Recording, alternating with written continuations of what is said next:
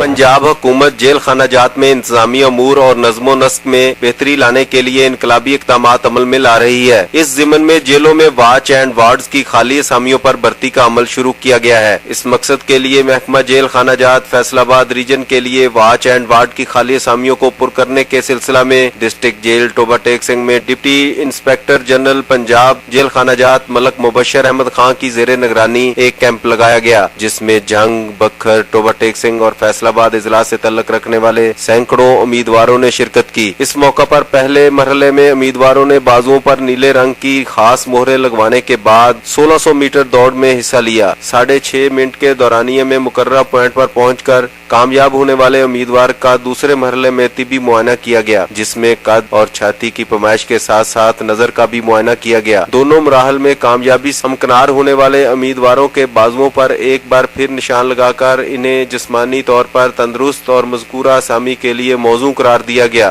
ताहम फैसलाबाद रीजन में watch and wards की 1600 खाली असामियों के लिए मुंतखब उम्मीदवारों के तकर्रर नामे बाद में जारी किए जाएंगे। कैमरा टीम के साथ सुल्तान महमूद टोबा टेक